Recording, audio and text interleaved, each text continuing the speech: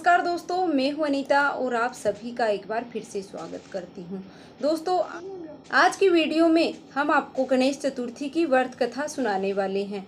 तो आप वीडियो को लास्ट तक जरूर देखना, क्योंकि किसी भी कथा को अधूरा छोड़ने से दोष लगता है। तो आप भगवान गणेश जी की कथा को पूरा अवश्य सुनिएगा और कमेंट बॉक्स में जय गणेश देवा अवश्य लिख दीजिएगा, जय गणपति बापा मोरिया लिख दीजिएगा।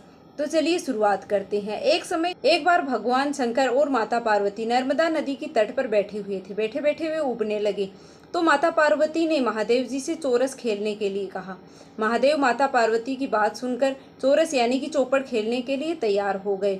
अब उनके सामने एक परेशानी थी कि उनके खेल में हार जीत का फैसला करने वाला कोई तीसरा शख्स नहीं था। इसका हल निकालने के लिए शंकर महादेव ने आसपास अपने घास के कुछ तिनके इकट्ठे किए और उनसे एक पुतला बना दिया। फिर उनमें जान डालकर के कहा कि हे पुत्र, मैं पार्वती के साथ चौपड़ खेलूंगा और तुम हम दोनों के खेल के साक्षी बनो, और खेल के अंत में कौन विजयी होता है तुम्हें इसका निर्णय करना होगा। उस पुतले से इतना कहने के बाद महादेव और माता पार्वती चौपड़ का खेल है वो शुरू कर दिया। दोनों ने बारी बारी से 3 बार चौपड़ का खेल खेला और संयोग से तीनों ही बार में माता पार्वती हैं वह जीत गई हैं। जब दोनों ने खेल खत्म किया और उस पुतले से विजयी होने वाले का नाम पूछा तो उसने महादेव को इस खेल का विजयी घोषित कर दिया। इसे माता पार्वती को गुस्सा आ गया और उन्होंने उस पुतले को लंगड़ा होने और कीचड़ में पड़े रहने का श्राप दे दिया। माता के श्राप सुनकर के उस पुतले ने कहा कि हे माँ, मैंने इस खेल का गलत निर्णय अपने अज्ञान का कारण लिया है। मैंने इसे गलत इरादे से यह निर्णय नहीं लिया है, कृपया मुझे क्षमा करें। पुतले की बात सुनकर माता पार्वती को दया आ गई और उन्होंने उससे कहा कि 1 साल बाद यहाँ पर गणेश जी की पूजा करने के लिए नाग कन्याएं आएंगी।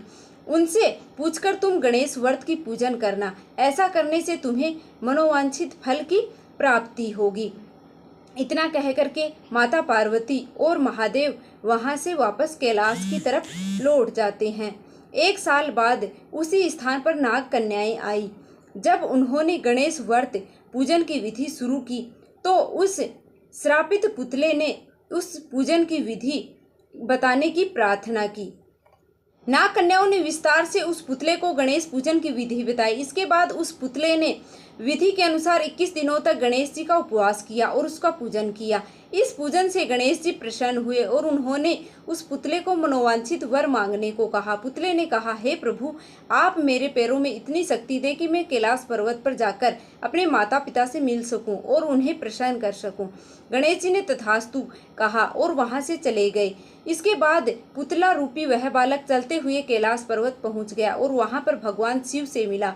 महादेव ने उन्हें सारी बात बताई। बालक की बात सुनकर के महादेव ने 21 दिनों तक गणेश व्रत करने की इच्छा जाहिर की। दरअसल चौपड़ के खेल वाले दिन माता पार्वती महादेव जी से नाराज होकर कैलाश छोड़कर वहां से चली गई थी।